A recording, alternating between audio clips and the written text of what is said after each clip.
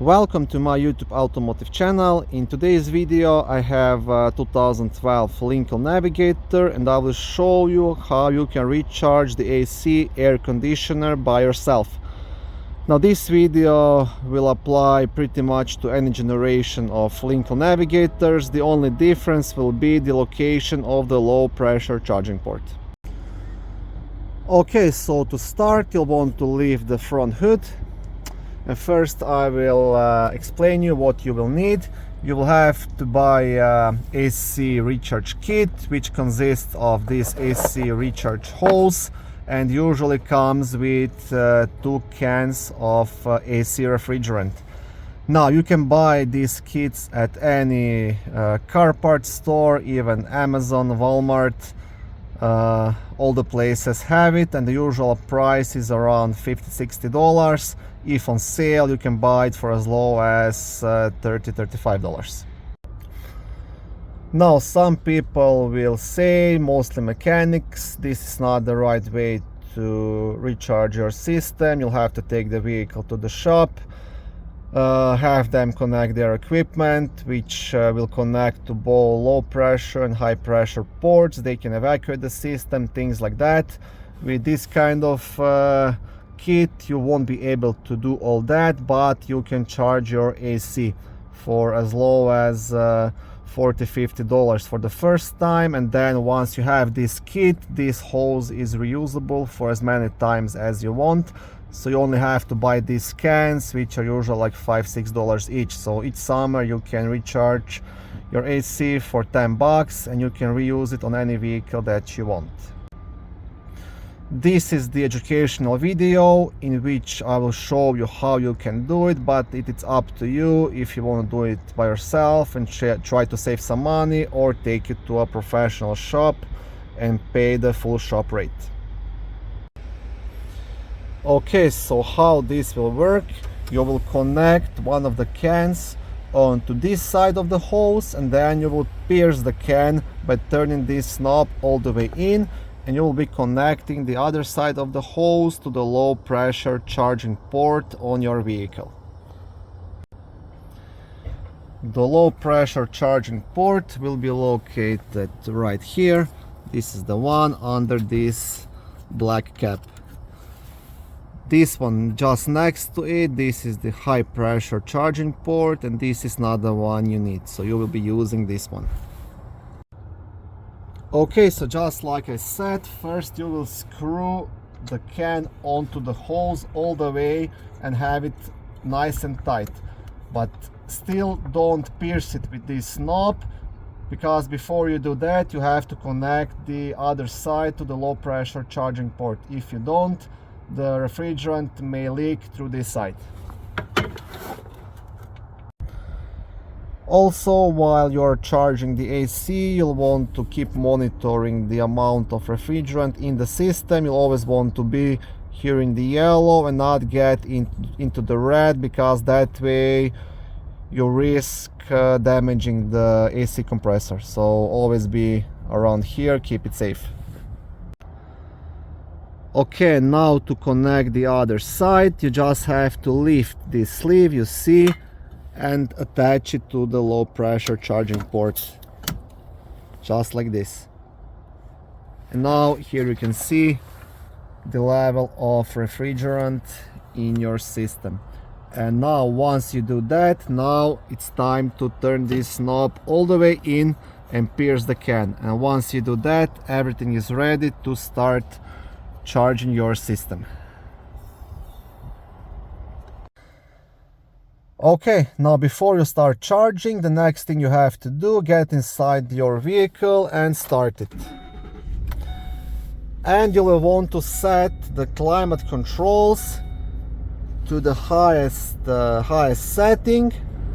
You'll want to turn the AC on, and you'll want the air circulation inside the cabin. So this is what you have to do. If you have the rear climate controls, you will also enable them as well.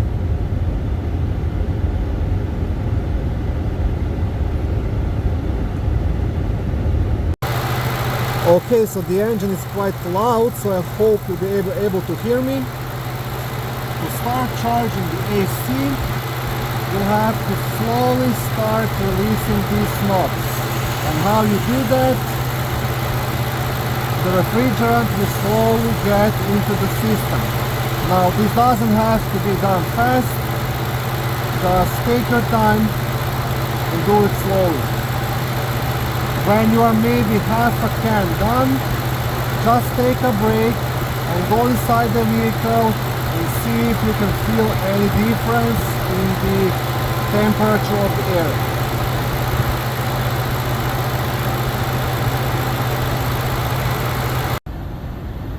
Now, like I said, it's a good idea to take a break, just get inside the vehicle and try to feel if you can feel the difference, if that air being blown out through the vents is any cooler.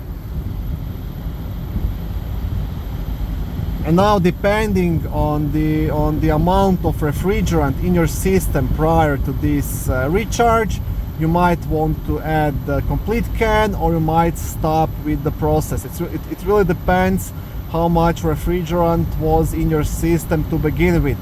If your system was completely empty, this Lincoln Navigator could take between 2 and 3 cans, especially if you have the rear climate controls. In my case, I will still be adding a bit more into the system, but like I said, it really depends on the circumstances. Okay, so now just continue to release the refrigerant.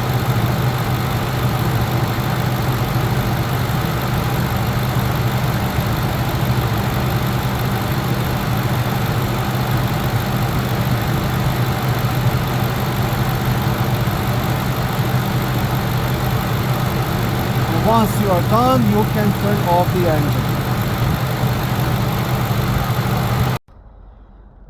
Okay, so once you're done with the first scan, now you want to remove it. So first you want to turn this knob all the way in, especially if you used only maybe half a can.